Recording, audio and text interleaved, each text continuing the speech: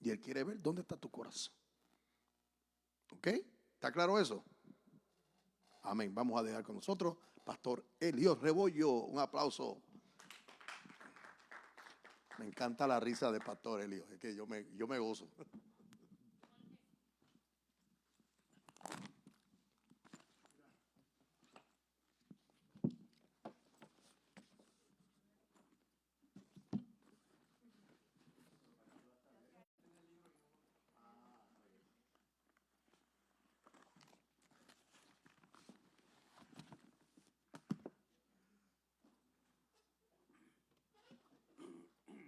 Dios les bendiga a todos. ¿Cómo se encuentran en esta noche? Qué bueno. Y oramos, buen Dios y Padre celestial. Te damos la gloria y la honra, Señor. Reconocemos que tú eres Dios, Señor, que tú estás en control de todas las cosas, Señor. Por eso te damos la gloria, te damos la honra, Señor. Pedimos que tú acomodes nuestros pensamientos, nuestros corazones, Señor, en un solo pensamiento, en un solo espíritu, Señor. Oh Padre Celestial, y llevamos todo pensamiento cautivo a la obediencia de Cristo, Señor. Que podamos aprender y aceptar tu palabra con gozo, Padre Celestial. Y que tú abras nuestro entendimiento a través de tu Espíritu Santo para poder entender la misma. En el nombre poderoso de tu Hijo amado pedimos todas estas cosas. Y el pueblo dice, amén. Bueno, pues hoy vamos a darle cierre al capítulo 10 del libro de Beacon. Amén.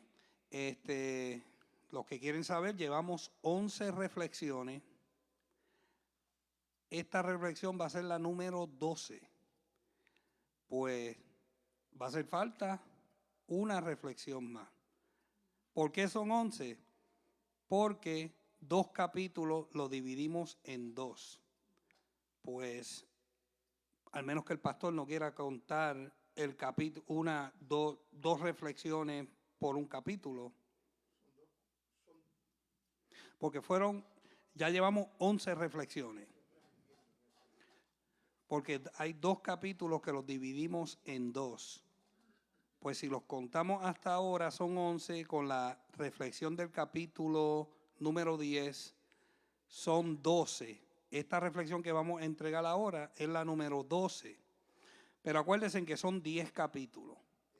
Pues si el pastor lo quiere hacer, son 13 capítulos, pues entonces las 13 reflexiones. Porque 2 reflexiones, 2 capítulos los tuvimos que cortar por mitad porque eran tan extensos. Pues son 13 reflexiones. Amén. Pues el pastor determinará cuántas reflexiones más son las que quedan. Pero, como el pastor dijo, la clase de hoy vamos a cubrir el punto número 3, las ovejas y los cabritos, que está en el libro de Beacon, página 233, y se ubica en Mateo capítulo 25, 1 al 46. Pues entonces, a lo que yo doy el repaso de la clase anterior, pues entonces vamos a pedirle a 2 personas, vamos a dividir la lectura de Mateo capítulo 25 del 31 al 46 en 2. Pues entonces, Virgen está aquí, pues vamos a pedirle a la hermana Virgen que lea, no ahora, pero cuando yo termine el repaso, que lea Mateo capítulo 25 del 31 al 43. Actually, no va a ser mucho.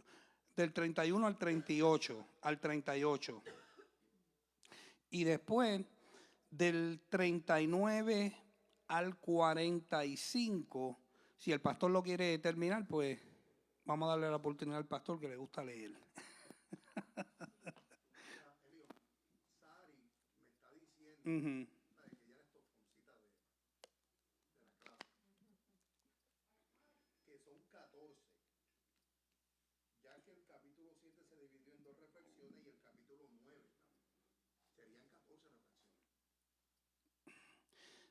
No, estamos en el capítulo 9. Hasta el capítulo 9 son 11 reflexiones.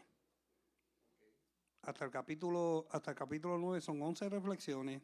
El capítulo 10 es la número 12. Y después el capítulo 13 es 13 reflexiones. Uh-huh. Parábola de los talentos. Mateo 25, del 14 al 30. Este es el repaso de la clase pasada.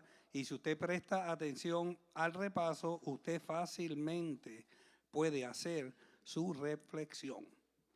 Parábola de los talentos. El amo es Cristo. Los siervos, los llamados a servirle, con aplicación a todos los creyentes. Jesús había expuesto unos días antes en Jericó la parábola de las 10 minas. Lucas 19, 11.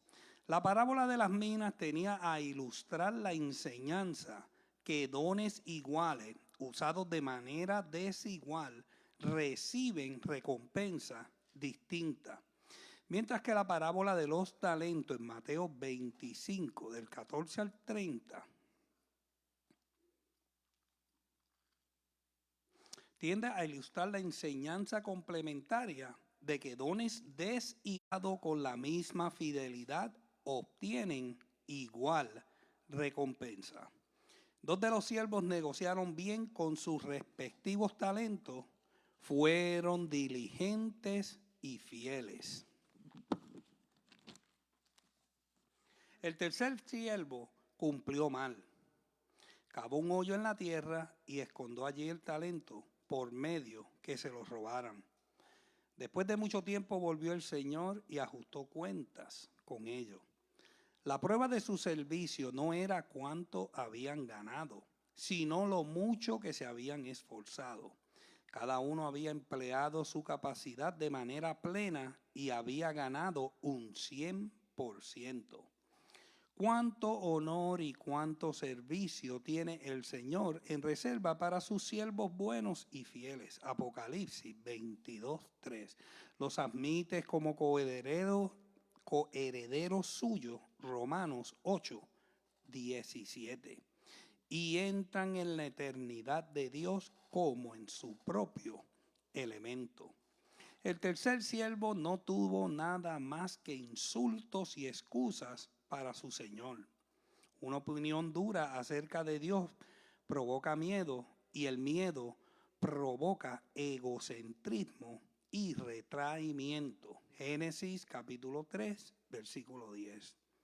Su Señor le reprendió como malo y negligente. Si tenía tales pensamientos hacia su Señor, ¿por qué no había llevado su dinero a los banqueros para pagar intereses? Si esta es la clase de Señor que pensabas que soy yo, tanta más razón para poner tu talento en marcha.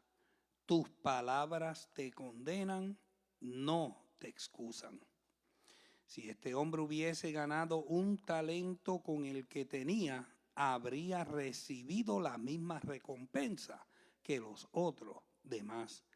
Cuanto más hacen, tanto más son capacitados para hacer por él.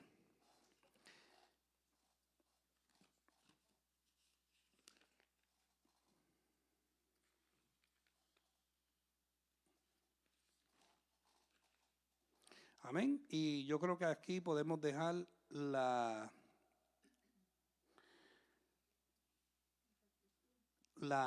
reflexión de la semana pasada. Amén. ¿Cuánto? Nosotros hicimos la semana pasada la parábola de las 10 vírgenes también. Ok, pues tenemos que hacer ese repaso rapidito.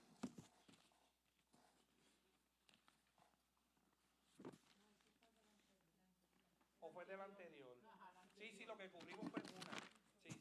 Lo que cubrimos fue una. Estuvo tan interesante, pastor, usted no estaba, que nos dio tiempo solo para una. Solo hicimos hiciéramos una. Ok, hermana Virgen, puede comenzar la lectura en Mateo capítulo 25 del 31 al 38. El Hijo del Hombre juzgará las naciones. Cuando el Hijo del Hombre venga en su gloria y todos los santos ángeles con él, entonces se sentará en su trono de gloria y verán reunidas delante de él todas las naciones y apartará los unos de los otros, como aparta el pastor las ovejas de los cabritos. Y pondrá las ovejas a su derecha y los cabritos a su izquierda. Entonces el rey dirá a los de su derecha: venid, benditos de mi Padre, heredad el reino preparado para vosotros desde la fundación del mundo. Porque tuve hambre y me disteis de comer, porque tuve sed y me disteis de beber. Fui forastero y me recogisteis. Estuve desnudo y me cubristeis, enfermo y me visitasteis, en la cárcel y vinisteis a mí. Entonces los justos le responderán diciendo: Señor, ¿cuándo te vimos hambriento y te sustentamos, o sediento y te dimos de beber? ¿Y cuándo te vimos forastero y te recogimos, o desnudo y te cubrimos? Amén, gracias. Pastor. ¿O cuando te vimos enfermo o en la cárcel y vinimos a ti? Y respondiendo el rey les dirá: de cierto os digo que en cuanto lo hicisteis a uno de estos mis hermanos más pequeños, a mí lo hicisteis.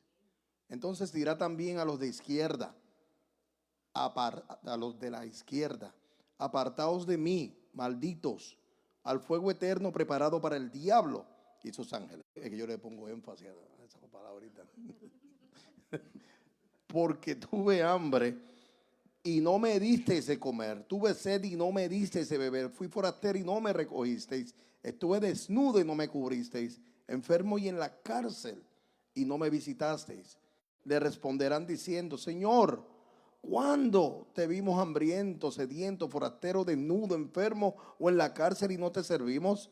Entonces le responderá diciendo: de cierto os digo que en cuanto no lo hicisteis a uno de estos más pequeños, tampoco a mí lo hicisteis.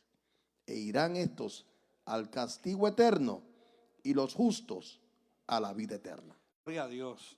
Pica. Pica, pica. Pastora Marilyn, le hace los primeros dos párrafos del libro de Beacon en letra B, las tres parábolas sobre la preparación. Excúsame. Las ovejas y los cabritos, página 233 de Beacon. El primer párrafo. El versículo 31 describe la segunda venida de Cristo en poder cuando se sentará en su trono de gloria. Entonces actuará como juez y serán reunidas delante de él todas las naciones y apartará los unos de los otros, refiriéndose a la gente, no a las naciones, como aparta el pastor a las ovejas de los cabritos. No son las naciones las que son salvas como tales, sino los individuos. El lenguaje de los versículos 32 y 33 es una reminiscencia de Ezequiel 34, 17. Amén. Vamos para Ezequiel 34, 17.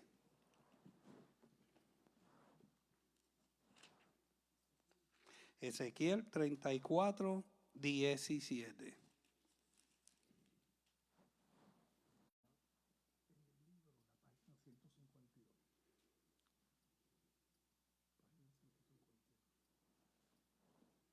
Hermana Wanda, ¿tiene Ezequiel 34, 17?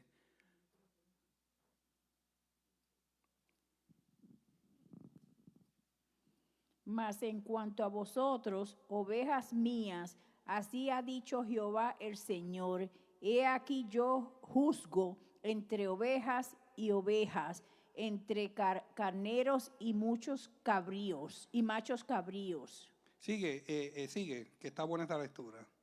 Os es poco que comáis los buenos pastos, sino que también holláis vuestros pies los que de vuestros pastos quedan, y que bebiendo las aguas claras enturbáis, además con vuestros pies las que quedan. Y mis ovejas comen los hollados de vuestros pies y beben lo que con vuestros pies habéis esturbiado. Por tanto, así le dice Jehová el Señor: he aquí, yo juzgaré entre las ovejas y engordadas y las ovejas flacas, por cuanto empujasteis con el costado y con el hombro y acorneasteis con vuestros cuernos a todas las débiles, hasta que las echasteis y las dispersasteis. El 22. Yo salvaré a mis ovejas y nunca más serán para rapiñas, y juzgará entre ovejas y ovejas. Sigue. Y levantaré sobre ellas a un pastor, y él apacentará a mi siervo David. Él las apacentará y él les será pastor. Amén. El siervo David le será por pastor. ¿Cuántos creen que esto va a ser el siervo David que le va a ser por pastor?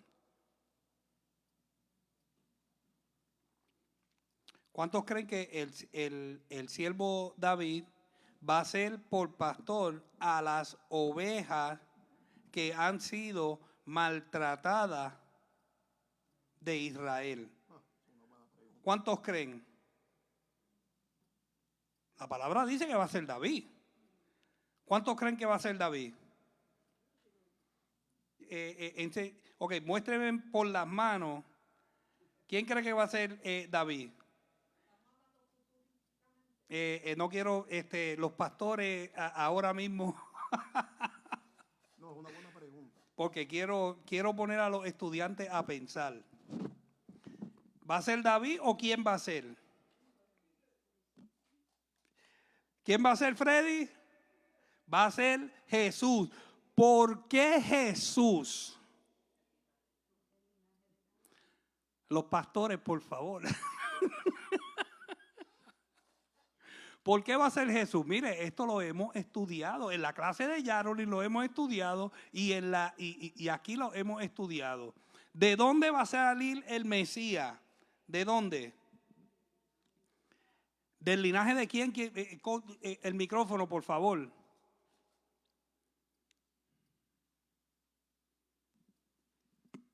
Del linaje de David. Amén. ¿Ustedes se acuerdan cuando al principio que estudiamos la genealogía? Amén. ¿Por qué en el libro de Mateo siempre iban a la genealogía? ¿Por qué los judíos van a la genealogía? Esto lo estudiamos. Ustedes tienen que saber esto. ¿No saben? Ok, Pastora Yarolin. Es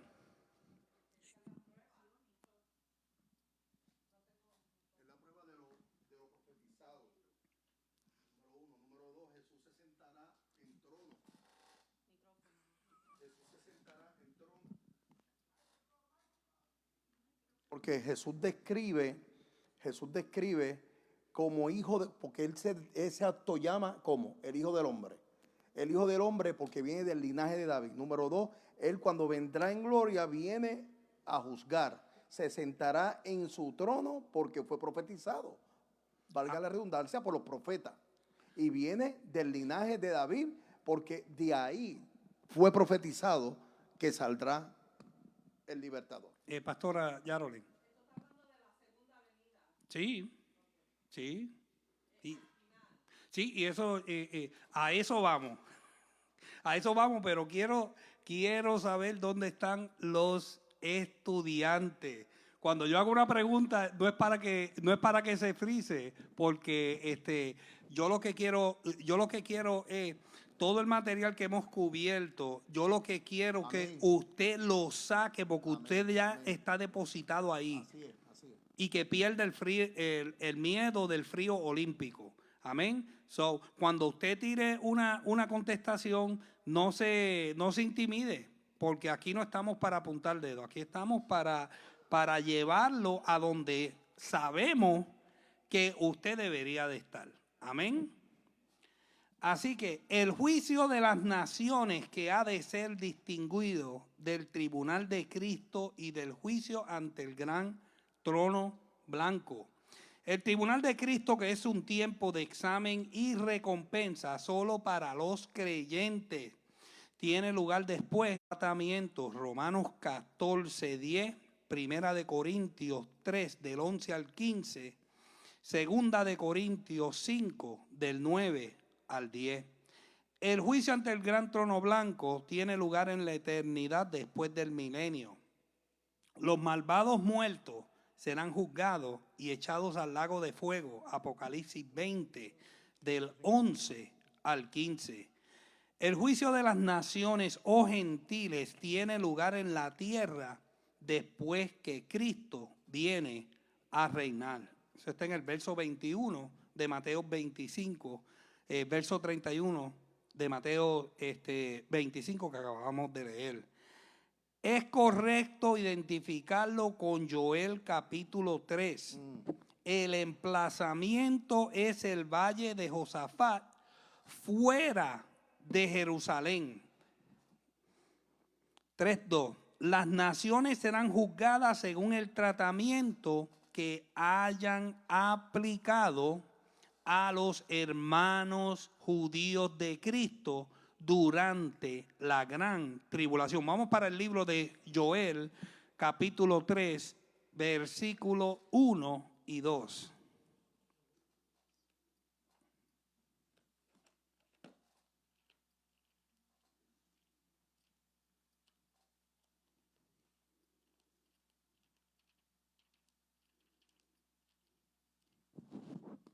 ¿Quién lo tiene?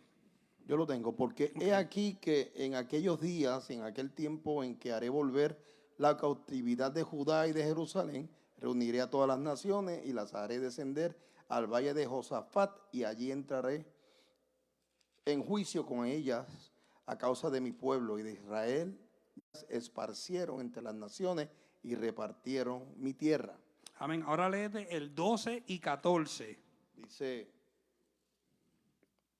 Dice, despiértense las naciones y suban al valle de Josafat, porque allí me sentaré para juzgar a todas las naciones de alrededor.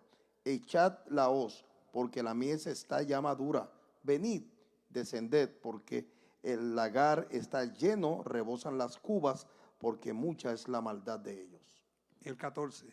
Y dice, muchos pueblos en el valle de la decisión, porque cercano está el día de Jehová en el valle de la decisión. Es importante observar que se mencionan 3 clases. Clase número 1, oveja, cabrito y los hermanos de Cristo. Las 2 primeras clases sobre las que Cristo juzga son gentiles que vivirán durante la tribulación. La tercera clase son fieles hermanos judíos de Jesús que rehúsan negar su nombre durante la tribulación. De una abrumadora persecución. O sea, ¿qué va a suceder con el pueblo judío durante? Acuérdense que hemos aprendido en la clase, los que estamos en la clase de Yarolin, que la gran tribulación va a ser dividida entre 2 etapas. La primera etapa va a ser la tribulación, que son los primeros 3 años y medio. Después va a venir la bestia o el anticristo y se va a parar en el santuario y se va a proclamar como Dios. ¿Ok? Durante la tribulación, el anticristo va a hacer pacto con el pueblo judío. ¿Ok? Y va a engañar a muchos. Ahora, muchos de ellos cuando se pare el anticristo en el templo, a profanar el templo, ellos van a decir, wow, de verdad que el Mesías ya vino. Y también, ¿qué más? ¿Qué más va a suceder en la tribulación? ¿Quién sabe? Van a haber ¿cuántos? 144,000 evangelistas jóvenes judíos, vírgenes, 12,000 de cada tribu. Por eso es que tanto pueblo judío van a creer. A pesar de estos, o en adición de estos 144,000, van a haber 2 testigos. ¿Ok? Van a haber 2 testigos. ¿Quién puede decir quiénes son estos 2 testigos? O según los teólogos dicen quiénes son. Acuérdense que esto es según los teólogos, esto no es doctrina firme. Amén. Uno de ellos es Moisés y muchos teólogos dicen que quién es el otro. Elías. ¿Por qué ellos dicen esto? El micrófono. Hay muchas escuelas, pero una de las que más aceptada es que uno no vio muerte y el otro, Jehová quiso enterrarlo en un lugar donde nadie lo escondió. Amén. Donde nadie lo encontró. Eso es una de las... Pastora Yarolin, el micrófono.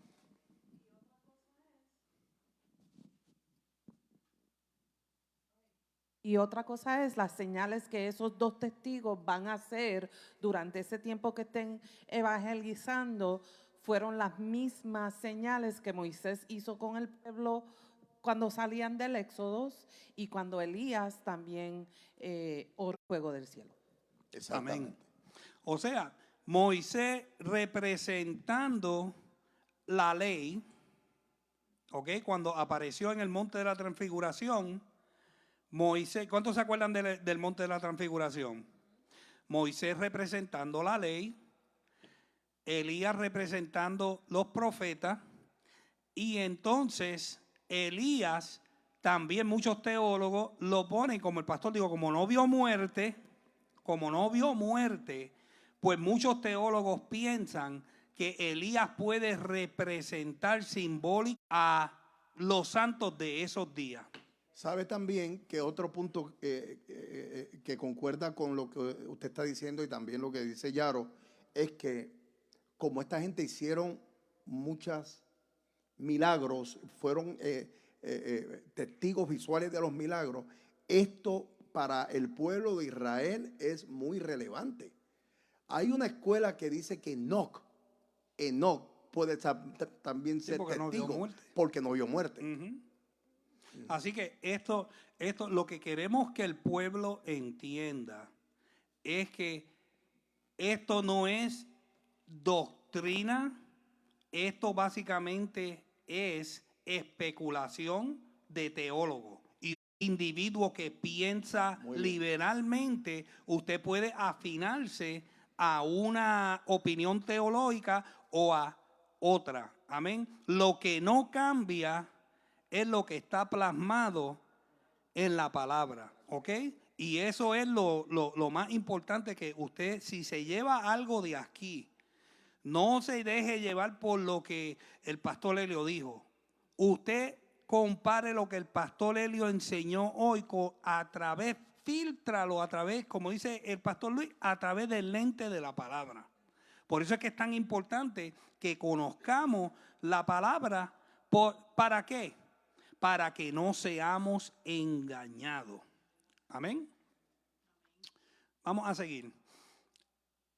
La tercera, las 2 primeras clases sobre las que Cristo juzga son gentiles que vivirán durante la tribulación. La tercera clase son fieles hermanos judíos de Jesús que rehúsan negar su nombre durante la tribulación a pesar de una abrumadora persecución. Serán separados como la cizaña del trigo, Mateo 13, del 39 al 42. Malos y buenos se encontrarán mezclados en este mundo sin separación posible. Vamos para Mateo 13, del 39 al 42.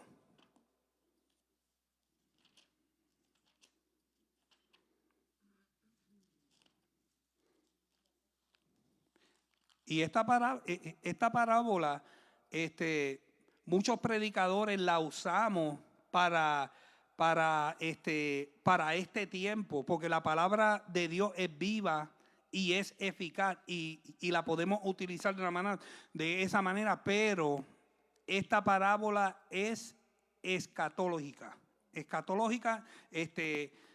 para la segunda venida de Cristo. Amén. Y eso es lo que queremos que entiendan. Amén.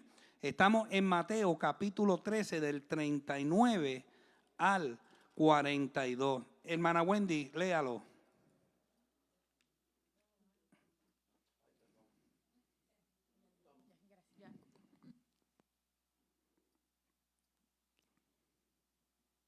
El enemigo que la sembró es el diablo. La siega es el fin del siglo y los segadores son los ángeles. De manera que como se arranca la cizaña y se quema en el fuego, así será en el fin de este siglo. Enviará el Hijo del Hombre a sus ángeles y recogerán de su reino a todos los que sirven de tropiezo y a los que hacen iniquidad, y los echarán en el horno de fuego. Allí será el lloro y el crujir de dientes. Amén. O sea que en la segunda venida de Cristo, amén, va a haber una separación. Va a haber una separación. Va a haber una separación de las ovejas. Va a haber una separación de los cabritos. Amén. Y también ahí se incluye los hermanos judíos, los hermanos de Jesús. ¿Por qué son los hermanos de Jesús? Porque son el pueblo. Usted lo sabe, dígalo. Porque son el pueblo judío. ¿De dónde vino Jesús? Jesús era, ¿qué era Jesús? Judío, ¿verdad que sí? Por eso Mateo, como Mateo siempre va a la genealogía, Mateo está usando aquí esa terminología, los hermanos del Señor. Amén. Sí, pastor. Mire, los términos derecha e izquierda son importantes que usted los entienda. Y yo creo que toda esta carrera política pasada hemos visto eso muy pronunciado. ¿Cuántos han escuchado eso? ¿Lo han escuchado aquí? ¿Qué es un gobierno de izquierda? El gobierno demócrata, que está a favor de la igualdad de género, eso es un gobierno de izquierda. De todo eso, es el gobierno de izquierda. Son socialistas. Gobierno de izquierda siempre plantea la rebeldía. El gobierno, cuando hablamos de derecha, hablamos de honor, de autoridad. Por eso ¿quién está sentado a la diestra del Padre? Cristo. Eso significa honor, autoridad, favor. Por eso cuando aquí se habla de las ovejas a la derecha, los cabritos a la izquierda, estamos hablando de un simbolismo. Yo traigo una interpretación simbólica que la voy a leer a vuelo de pájaro si me deja. Sí, las ovejas a su derecha, importante, representan a los justos. Acuérdate que esta interpretación, como estos dos capítulos son escatológicos, 24 y 25, están hablando totalmente, Jesús está hablando totalmente de lo que va a ser su venida y los acontecimientos y todo esto, como el pastor y Yarolin lo han dicho en las clases. ¿Ok? Las ovejas a su derecha es un símbolo de honor. Yo sé que el pastor lo va a traer, pero voy a dar esta síntesis. Las ovejas representan a los justos, aquellas que vivieron en obediencia y misericordia. ¿Verdad, pastor? Evidenciando con su fe las obras que ellos han hecho, pero evidenciando también que han seguido el buen pastor. Ovejas, pastor. Los cabritos a su izquierda. simboliza el rechazo, la rebeldía, la deshonra, la condenación.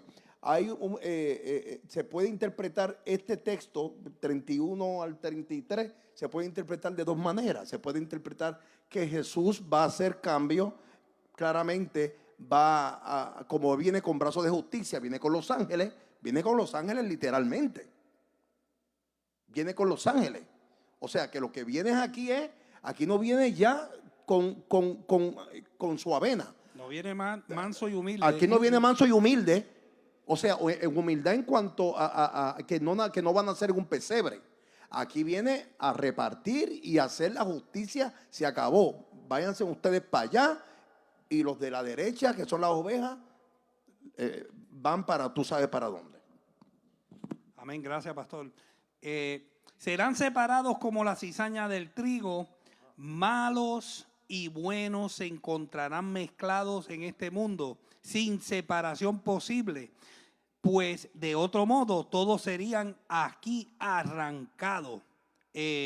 Mateo 13, 29. Pero el Señor conoce a los que son suyos y Él, el gran pastor, los separará.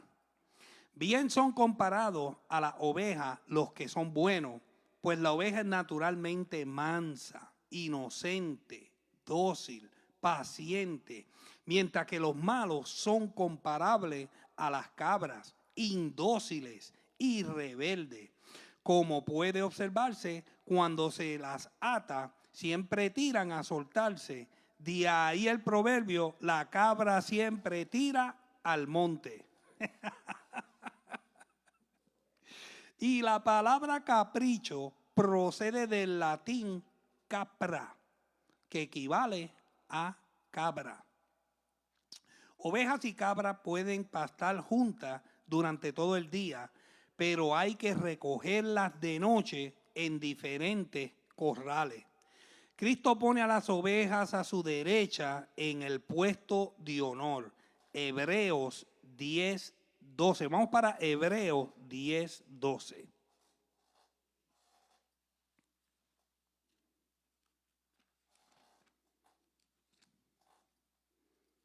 El primero que lo consiga, si usted lo consiga primero que yo, lo puede leer si tiene micrófono.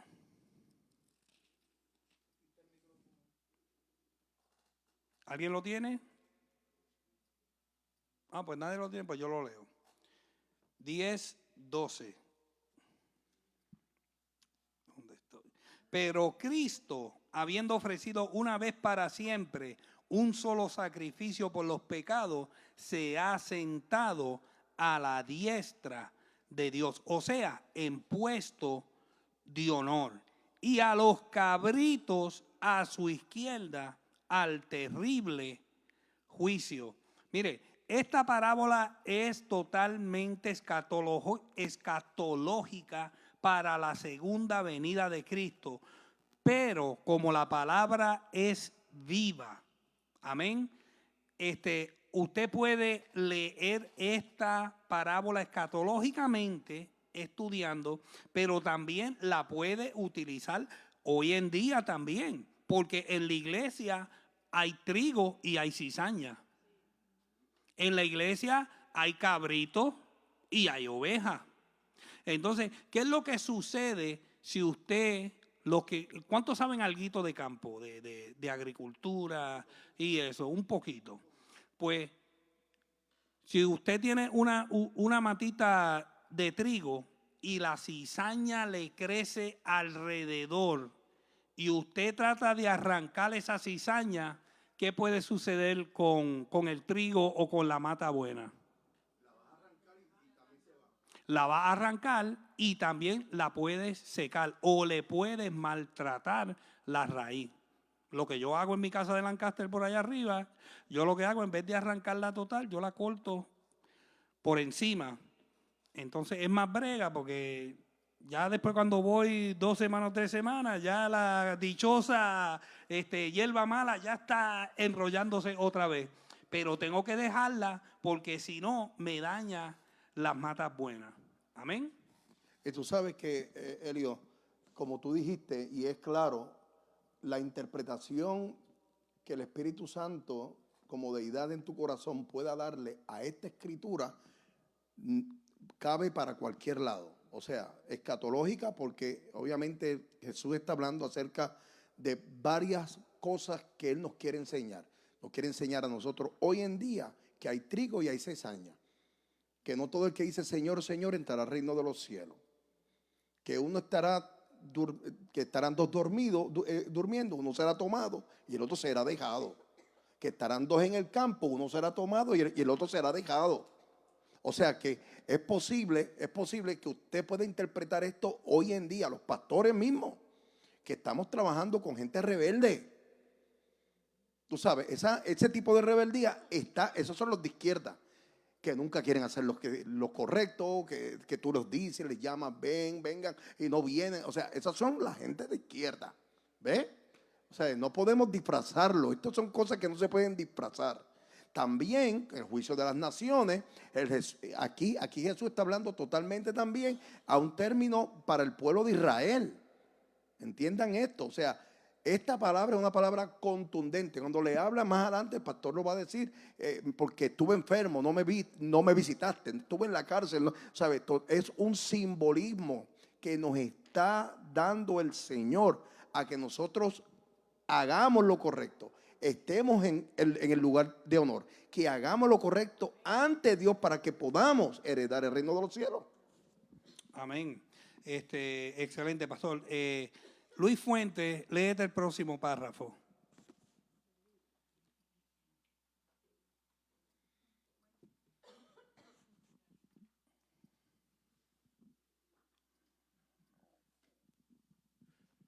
Carr llama la atención a la estructura formal de los versos 34 y 46. Escribe, estos versículos están ideados según las reglas de la poesía hebrea. Caen en dos divisiones. La primera se extiende desde los versos 34 y 40 y la segunda desde el 41 al 46.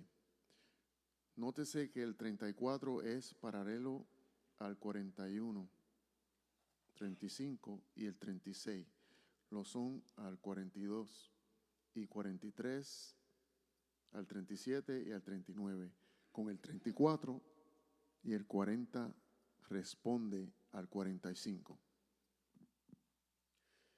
También en los versos 35 y 36 se produce un efecto climático en deberes reconocidos.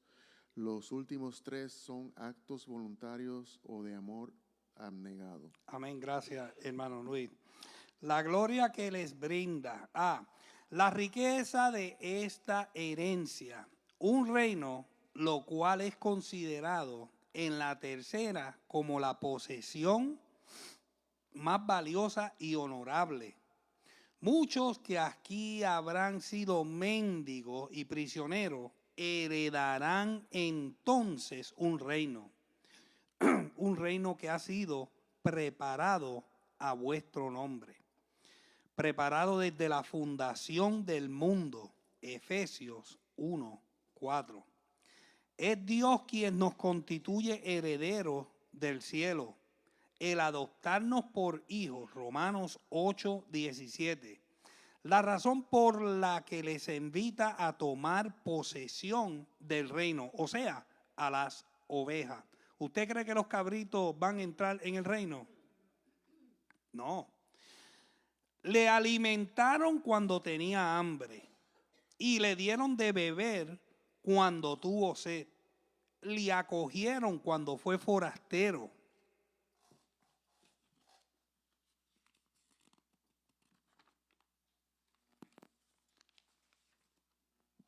Lo vistieron cuando estuvo desnudo.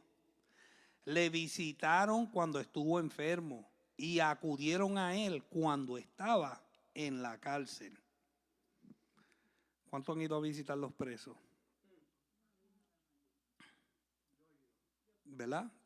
No es una experiencia agradable, pero el que ha estado preso sabe que una visita le levanta el ánimo. Amén.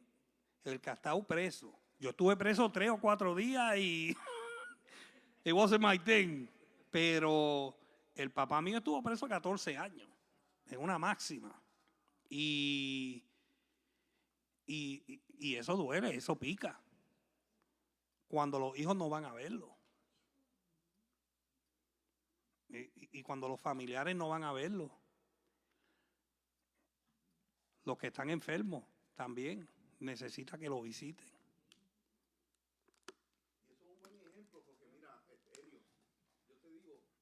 Cuando usted lee, o sea, quizás usted puede decir, wow, que mucho enredo tiene estos dos capítulos. Porque si el que no se haya metido a Apocalipsis se va a enredar más. Pero a una cosa yo te digo, si usted estudia con detenimiento estos capítulos, usted se va a dar cuenta que el significado teológico y espiritual es grande en estos dos capítulos. Número uno, es un significado, aquí no hay neutralidad. Aquí no hay neutralidad. Aquí o sea, aquí es que el que está a la derecha es el que se va a salvar. Es tan contundente que te lo está diciendo Jesús, que el que está a la derecha se va a salvar. Pero acuérdate que también hay una parte importante que son ¿qué tú hiciste? ¿Qué tú hiciste? Por eso es claramente que el juicio es moral y visible. Cuando habla de juicio de las naciones, no quiere decir que él va a juzgar a Puerto Rico. Ahora te voy a juzgar Puerto Rico. No, es cada persona. Cada persona. O sea, entendamos, hermano, que nuestra estadía en la tierra es temporal. Pero nosotros tenemos que trabajar como si el Señor viniera en este momento y operar y obrar a favor del reino todo el tiempo, visitando a los huérfanos, ayudando a los pobres, dando todo lo que podamos hacer para cuando lleguemos a ese juicio tengamos algunas condecoraciones, caramba. Yo creo que vamos a tener algunas medallitas y cositas así. Amén. Corona. Amén. Yo lo creo firmemente. Seguro que sí. Ahora, acuérdese, esta parábola es totalmente escatológica. Esto es para la segunda venida de Cristo, pero aplica hoy en día a la iglesia. Totalmente. Totalmente aplica a la iglesia. ¿Cuántos familiares ustedes han tenido presos y no lo han ido a ver? Para los que han estado presos, eso es una realidad bien triste. Mire, el ser humano fue creado para ser un ser social. ¿Ok? Y está bien que tú puedas socializar con los otros compañeros reos, pero no es lo mismo cuando te sacan de tu entorno y te sacan de tus seres queridos y tus seres queridos te abandonan ahí. Y eso Jesús lo va a juzgar a las naciones gentiles por no darle de comer al pueblo suyo, a los judíos, y por no darle de comer a las ovejas, que son los gentiles que van a venir al conocimiento de Cristo y que no van a doblar sus rodillas ante la bestia ni su imagen. Así que si usted no visitaba a los presos, trate de visitar a los presos. Si no visitaba a los enfermos, trate de visitar a los enfermos. Trate de hacerlo. Si usted no ha tenido la oportunidad de proveer para alguna necesidad de otro, teniendo los medios, porque hay que ser sabio. Hay que ser sabio. Tú no, al menos que Dios no te indique, vacía tu la cena y dáselo a esa familia. ¿Entiendes? Vacía tu bolsillo y dáselo a aquel. Yo le he tenido que hacer. Yo he tenido que regalar carro. Y no te estoy hablando de un carrito de 2,000 pesos. Te estoy hablando de carros de miles de dólares. Te estoy hablando de una paca de billetes. Porque el cristiano tiene que vivir en el espíritu, pero también tiene que ser sabio. ¿Ok? El cristiano no puede vivir por sentimiento. Usted tiene que vivir ajustado al Espíritu Santo de Dios, porque vamos a ser juzgados por nuestras acciones. El pueblo de Cristo va a tener un juicio aparte y vamos a tener galardones. Amén. Ahora, el juicio de las naciones no es para la iglesia, porque si usted es iglesia, usted no va a estar. Amén. El juicio de las naciones va a juzgar las naciones gentiles y a los judíos que hicieron pacto con la bestia y su imagen. Amén. Me estoy dejando entender, o alguien tiene, mire, si usted tiene alguna duda de cuál, si yo no estoy claro como el agua del río, pregúntenos, que aquí habemos 4 o 5 pastores que los podemos sacar de duda, pero no se vaya para su casa con duda. Mira, y yo siempre hago énfasis en esto. Izquierda, cabrito, esa es la clase de hoy. Los que no vivimos conforme al carácter de Cristo, aunque usted profese fe, usted va a ser juzgado. ¿Entienda eso? Por eso es que Jesús, yo lo decía el domingo, le llamó a aquellos hipócritas sepulcros blanqueados, generación de víboras. Porque daban ofrendas para que los vieran. Pero cuando pasaba una viuda y daba lo único que podía dar, se burlaban de ella.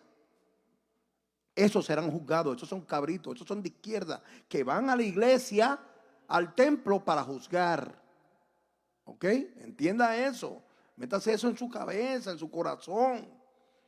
Que es mejor obedecer a Cristo, es mejor imitar a Cristo, para que nosotros podamos estar a la derecha. Amén. Excelente. Las buenas obras que aquí se mencionan son las comúnmente llamadas obras de misericordia u obras de caridad. Y la enseñanza general acerca de esta obra es que manifiestan la quinta esencia del cristianismo, según Pablo en Gálatas 5:6. Gálatas 5:6, porque en Cristo Jesús ni la circuncisión vale algo ni la incircuncisión, sino la fe que obra por el amor. O sea, si usted puede tener todos los dones y puede predicar y puede enseñar hermosamente. Ahora, si usted no tiene amor para visitar al enfermo, para visitar al preso, para darle de comer al que tiene hambre, y usted tiene los medios para hacerlo, usted no tiene amor, básicamente. No tiene amor. Y sin amor, ¿cuál es? El amor es el vínculo, ¿qué? El vínculo perfecto. Porque el amor no señala. Amén. El amor obra. Amén. Con el amor hay obra, obra, obra, obra. Santiago 2, del 15 al 17. Fe sin obra es muerta. Vamos para primera de Juan 3, del 16 al 18. Primera de Juan 3, 16 al 18. ¿Quién lo quiere leer? Levante su manita. Ok, Félix, léelo.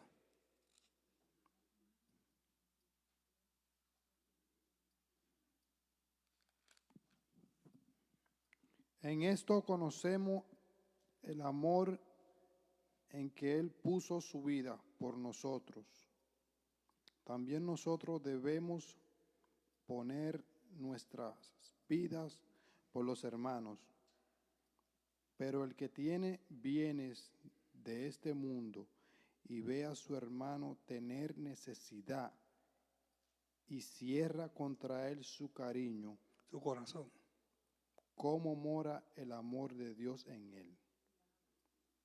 Hijitos, no amemos de palabra ni de lengua, sino de hecho y con veracidad. Amén. Tenemos que amar ¿con qué? Con hechos. Show me the money, como dicen por ahí. Amén. No es show me the money, es enséñame dónde están tus obras. Mire, nosotros hemos ganado gente allá afuera solo con obras.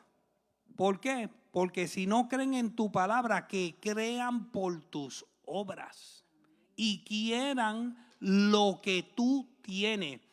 Mucha gente le ha dicho a mi esposa, wow, yo quiero lo que ustedes tienen, yo quiero lo que tú tienes. ¿Entiendes? ¿Por qué? Porque el cristiano, el creyente de veras,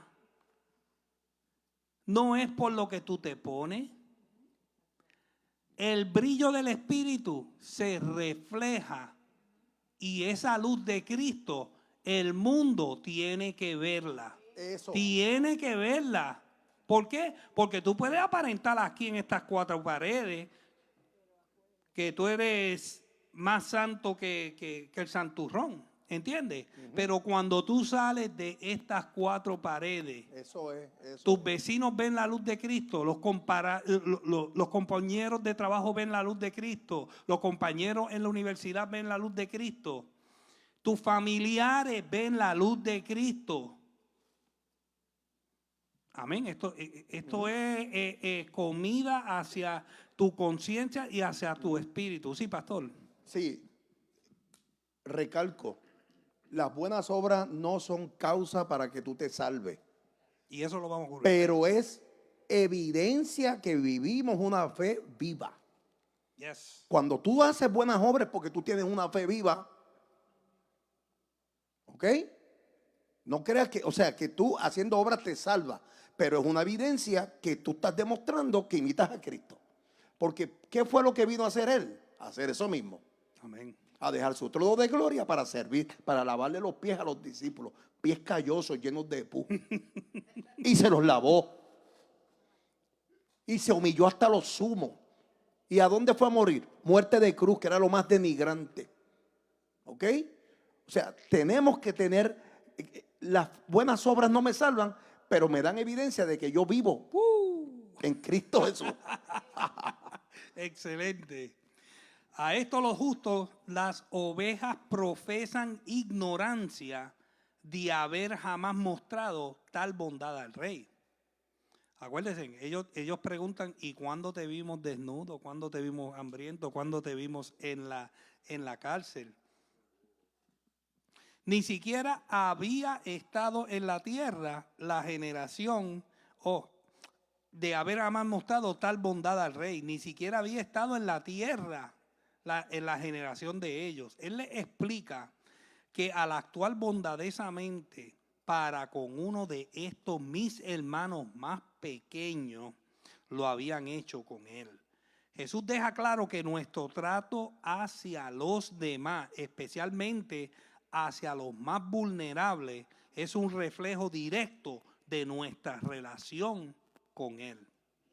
Amén. Vamos a continuar la lectura. ¿Quién no lee? Evelyn, léete el próximo párrafo. Mucha discusión.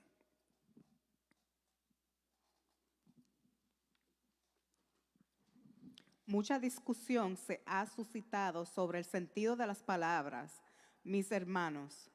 Algunos han sostenido que la expresión se refiere a los judíos y que las naciones gentiles serán juzgadas sobre la base de su trato con el pueblo de Dios.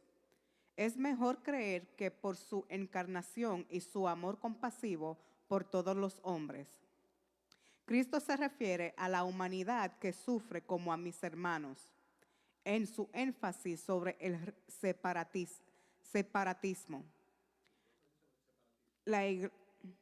En su énfasis sobre el separatismo. Las iglesias evangélicas muchas veces han fracasado en su reconocimiento de las implicaciones sociales y las aplicaciones del Evangelio de Jesucristo.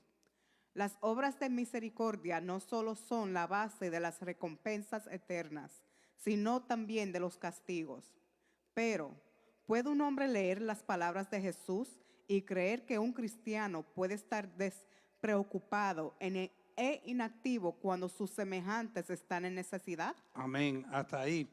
Amén, gracias. Cuando aquel día sean publicadas las buenas obras de los justos, primero serán recordadas, ni la más pequeña será pasada por alto, aunque no sea más que un vaso de agua fresca. Segundo, serán interpretadas como hechas a Él. Ya mismo te doy la oportunidad. Tercero, nótese cómo Jesús llama a esos necesitados sus hermanos. No se avergüenza de ellos, sino que les hace partícipe de la nobleza que Él posee. Vamos para Hebreos 2:11 y después te doy oportunidad, Félix. Hebreos 2:11. ¿Quién lo tiene? Ok, pues lo leo yo. Porque el que santifica y los que son santificados de uno son todos, por lo cual no se avergüenza de llamarlo hermanos. Así que no importa que tú no tengas nada, no importa que tú seas pobre, no importa que estés en necesidad, guess what?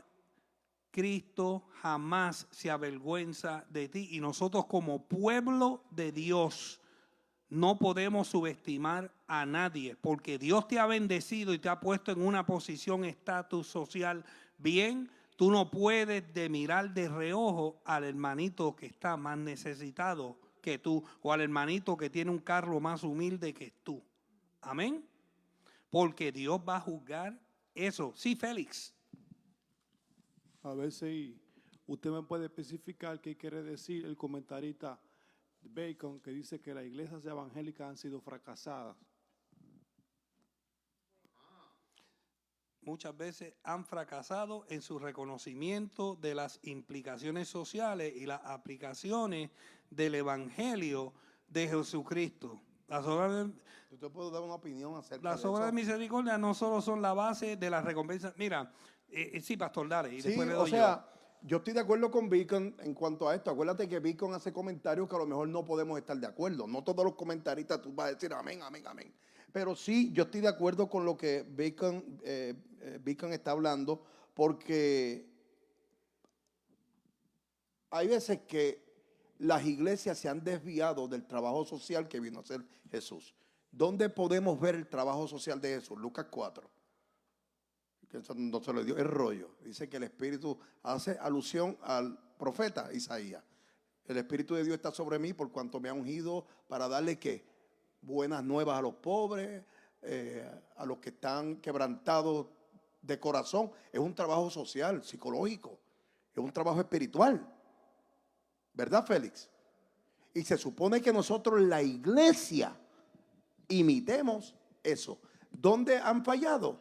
Beacon está estableciendo una crítica social acerca de las mega iglesias que han abandonado quizás ese sentir por la obra misionera, por los huérfanos, por los orfanatorios, las viudas, las cárceles, hospital, lo que está diciendo el pastor.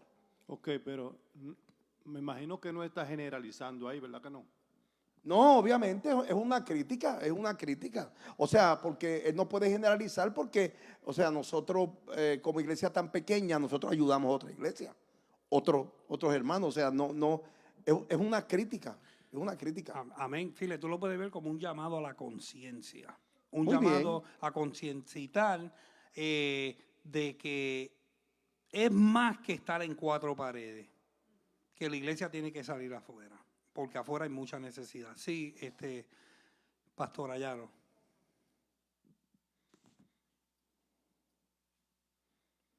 Un ejemplo es la Iglesia Católica, muy grande. Muchos le dicen evangélica, la carismática. Ellos hacen también muchos trabajos con los orfanatos, con las viudas. Buen trabajo, excelente trabajo, pero creen en ídolos y creen en otras cosas. Amén. Mira, más porque él dice, ay, perdóname, Elio, perdóname. Las obras de misericordia no solo son la base de las recompensas eternas. Vamos para atrás, lo que está hablando Beacon. En su énfasis sobre el separatismo, las iglesias, el separatismo es cuando lo que Jesús está hablando acerca de unos para un lado y otros para la izquierda, ¿ok? En su énfasis sobre el separatismo, las iglesias evangélicas muchas veces han fracasado en su reconocimiento de las implicaciones sociales. Muchas veces, dice Él no dice siempre han fracasado, dice muchas veces han fracasado en su reconocimiento de las implicaciones sociales y las aplicaciones del Evangelio de Jesucristo en el ámbito social. ¿Ok? Todos los meses aquí, ustedes vienen, empacan comida, empacan alimento para regalarle ¿a qué? A la vecindad. Eso es un trabajo social. Eso es lo que está diciendo Bacon, que mucha gente no lo hace. Entonces, más adelante dice, las obras de misericordia no solo son la base de la recompensa eterna, lo que dije ahorita, no te salva, pero te da fe. Te estamos dando fe de que servimos a un Cristo vivo, un Cristo que vino y lo dejó todo. Y dice más adelante, sino también de los castigos, porque si tú no operas de la manera correcta, si tú no obras de la manera correcta, vas a tener tu recompensa. ¿Y tu recompensa cuál es? El castigo a la izquierda. Amén. ¿Verdad que sí? ¿Estamos bien, Félix? Porque, ¿cuál es tu opinión acerca? Vale, sin miedo, vamos sin miedo, vamos a darnos un par de... No, porque yo mismo como cristiano me considero un evangélico, ¿me entiende? ¿Y qué sucede? Usted, ni Helio, ni Bacon sabe qué labor social yo hago, ¿me entiende? Entonces, por eso no sé si me confundí, porque prácticamente interpreté que él estaba como generalizando. No, básicamente esto es un llamado a concientizar, ¿ok? Un llamado a concientizar a crear conciencia. Amén. Vamos a seguir con la lectura de Bacon. Jorge Molina, léete el próximo párrafo.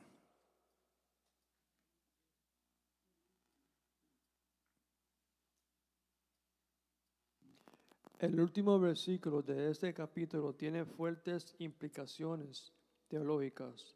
Lo que hay que notar en especial es que las palabras eterno y eterna son traducciones de la misma palabra griega, aionion,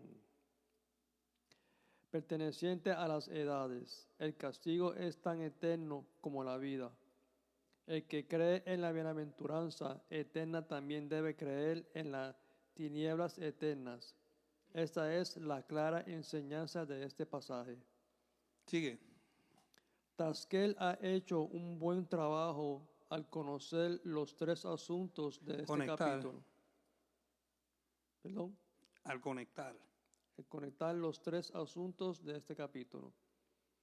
Nota que son los pecados de omisión y no los de comisión los que traen condenación y castigo eterno. Esa es la verdad principal de este capítulo. La puerta fue cerrada a las vírgenes insensatas por su negligencia, al siervo indolente y inversible por no haber hecho nada.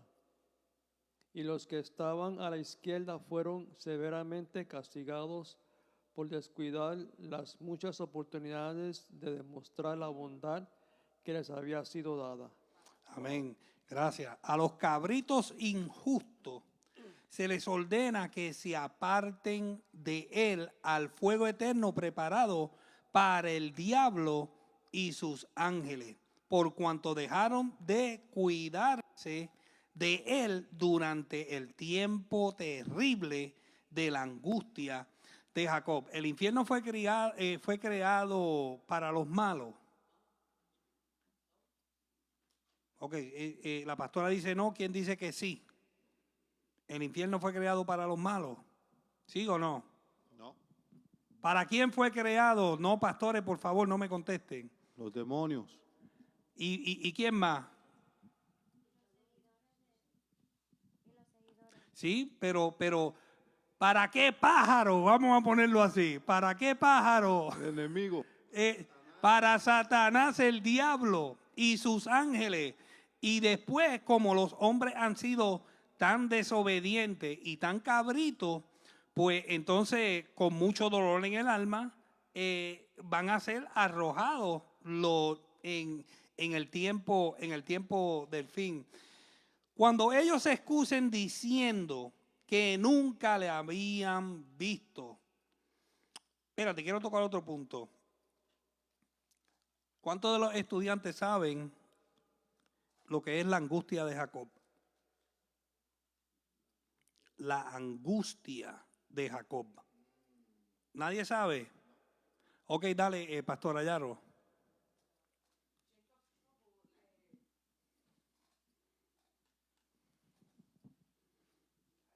La angustia de Jacob son los 7 años de tribulación. Amén. La angustia de Jacob son los 7 años, básicamente la gran tribulación. Por eso es que yo le dije al principio que esta parábola es totalmente para la venida de Cristo. Es escatológica, pero como la Biblia es un libro vivo, y cada vez que leemos la palabra, el Espíritu Santo nos revela algo nuevo. Amén. Pero la angustia de Jacob son los 7 años, los 3.5 de tribulación y después los 3 años y medio de la gran tribulación. Amén. En esos días, por eso es que cuando usted lee Mateo capítulo 25, del 31 al 45 al 46, dice el juicio de las naciones. ¿Por qué? Porque las naciones van a ser juzgadas de acuerdo al trato que le den, número 1, a sus ovejas y número 2, a los hermanos de Jesús, que son el remanente del pueblo judío. Amén. ¿Estamos claros en esto? ¿O alguien tiene alguna duda tocante a esto? Ya estamos viendo estos últimos años, hemos visto cómo están persiguiendo a los judíos. Principio de dolores. En las universidades le hacen la vida imposible a ellos. No creo que todas las noticias estén dando los reportes, porque las noticias son de izquierda, como dice nuestro pastor, pero sí le están haciendo la vida imposible. Y no solamente en Estados Unidos, es mundialmente. Lo que estamos aprendiendo hoy de este capítulo, tenemos que recordar que Jesús está hablando estas palabras. Él está dando the Olivet Discourse. No lo sé decir en español. ¿Qué dijiste? The Olivet Discourse. El discurso del olivete. Del monte de los olivos. Él está dando este discurso. Él está hablando de todas estas parábolas. En todas las parábolas él está diciendo: prepárense, cuídense, velen, hagan. Y ahora está llegando a lo último y está diciendo: y si no hiciste lo que te mandé, pues entonces tú vas a estar en la izquierda. Excelente. Añado eso, a eso voy, Yaro. Los cabritos no van a ser condenados por hacer el mal, es por omitir hacer el bien. Porque tenían el poder. Exacto. Para hacer el bien. Entienda que aquí está el pecado de omisión. Que tú, pudiendo haber hecho el bien, no lo hiciste. Porque, escúcheme, a veces hay un término que nosotros decimos es: pequé por ignorancia, porque tú no sabías lo que estaba pasando. Pero es peor cuando tú sabes y no lo haces. ¿Entiendan eso? ¿Alguien entendió eso? No van a ser juzgados porque cometieron el mal, es porque, pudiendo haber hecho el bien, no lo hicieron. No lo hicieron. ¿Ok? Que es diferente, no es lo mismo. Ni se escribe igual, no es lo mismo. Y no lo hicieron a uno de sus pequeños. Que es peor. Porque mira, Elio, los pequeños aquí, ¿quiénes son? El pueblo de Israel, los discípulos maltratados, los humildes, gente desvalidos, que los maltrataron ellos mismos. Porque a los suyos vino, mas los suyos no le recibieron. El mismo Jesús fue el ejemplo mayor. Mejor hacer el bien, hermano, y ese cuento. Cuando ellos se excusen diciendo que nunca le habían visto, les recordará que su falta de cuidado acerca de sus seguidores constituía una falta de cuidado contra él mismo. De esta forma, los cabritos van al castigo eterno, mas las ovejas a la vida eterna. El testimonio uniforme de la Biblia es que la salvación es por la fe, no por obra. Vamos para Efesios 2, 8 al 9. Efesios 2, 8 al 9. Y lo voy a leer porque quiero avanzar. Porque por gracia soy salvo por medio de la fe, y esto no de vosotros, pues es don de Dios, no por obras para que nadie se gloríe. Amén. Pero la Biblia es igual de enfática en mantener que la verdadera fe produce buenas obras. ¿Querías decir algo, pastora? Siempre le he dicho a la clase, hace tiempo que no lo digo, es como si tú vas en un barco y how you say ¿cómo se llama eso? Remal. Pero el palo, ¿cómo se llama en español? Remo. El remo. El remo. So, tú tienes un remo que se llama fe y el otro que se llama obra. Si solamente tienes fe y vas dando y dando y dando, lo que va a dar es círculo y no va para ningún lado. Necesita los dos para poder proseguir. No pase como a mí, que me tiré al puente de Dos Hermanos con un remo y seguía dando vueltas. Me tuvieron que buscar lejos para allá en la avanza, muchachos. Sí. Lejos. Excelente. Pastora, pastor, si tienes un remo, tienes que darle a un lado y después al otro. A un lado y al otro, como si estuviera en una canoa. Si no hay buena obra, es indicación de que aquella persona nunca fue salva. Escuchen. El cristiano tiene que tener buenas obras, no para salvación, sino para testimonio. Amén, para que los hombres vean. De modo que hemos de comprender que los gentiles no son salvados por actuar bondadosamente con el remanente judío, sino que esta bondad refleja su amor para con el Señor. El deseo de Dios es que los hombres reciban bendición. El infierno no fue originalmente creado para los hombres. Pero si los hombres rehúsan tercamente la vida, necesariamente escogen la muerte.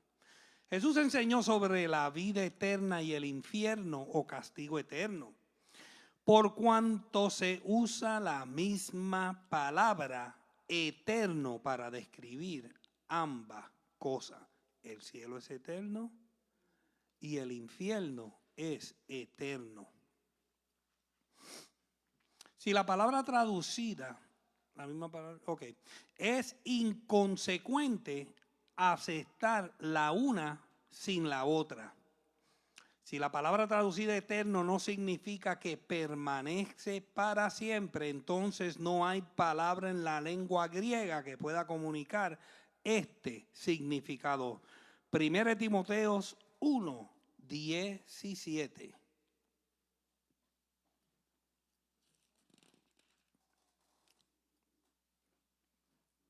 Por tanto, al Rey de los siglos, inmortal, invisible, al único y sabio Dios sea honor y gloria por los siglos de los siglos. O sea, por siempre, por siempre. El Cristo y su pueblo son uno. Lo que les afecta a ellos, les afecta a Él. Tenemos una gran posibilidad de mostrar bondad para con Él, mostrándola a los que le aman. ¿Alguien tiene alguna pregunta o algún comentario? Si no, sí, Félix. Yo veo aquí como que esto va a ser un problema por todos los lados. Porque en Primera de Pedro 4, de 16 a 18, dice: pero si alguno padece como cristiano, no se avergüence, sino glorifique a Dios por ello. Porque es tiempo de que el juicio comience por la casa de Dios. Y si primero comienza por nosotros, ¿cuál será el fin de aquellos que no obedecen al Evangelio de Dios? Amén. ¿Y qué es lo que tú quieres decir? Cuando me dice que el juicio empieza por casa, a lo Ujú. primero que nos van a dar cocotazo es a nosotros si estamos mal. Esto lo hemos explicado. Van a ver la casa del Señor, ¿ok? Los hijos del Señor, la iglesia, va a tener un juicio aparte, ¿ok? Por eso es que dice que los juicios comienzan por la casa del Señor, ¿ok? Va a haber un juicio. No es que en ese juicio usted va a ser hallado culpable y te van a sacar del cielo. Amén. Usted va a ser juzgado por lo que hizo y por lo que no hizo. Acuérdese, no para salvación porque ya usted es salvo. Ya usted alcanzó la corona. Lo que pasa es que en el cielo van a haber galardones. Y de acuerdo a lo que usted hizo o no hizo, usted va a ser juzgado y galardonado. Amén. Por eso es que dice, el juicio comienza con la casa de Dios, porque nosotros como la novia de Jesucristo vamos a tener el privilegio de irnos. Por eso es que yo siempre digo, como el pastor dice también, vámonos en el primer viaje. Porque en el primer viaje vamos a tener privilegios y vamos a estar vestidos de un lino fino. Los que se queden para la gran tribulación, si sobreviven, que eso va a estar bien difícil, porque el trato de la iglesia es ahora. Después va a ser el trato con el pueblo de Israel. Pero muchos gentiles van a lograr ser salvos, pero muchos de ellos van a ser decapitados.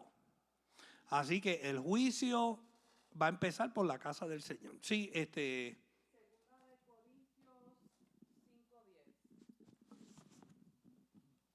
Porque es necesario que todos comparezcamos ante el tribunal de Cristo para que cada uno reciba lo que le corresponda, según lo bueno o malo que haya hecho mientras vivió en el cuerpo.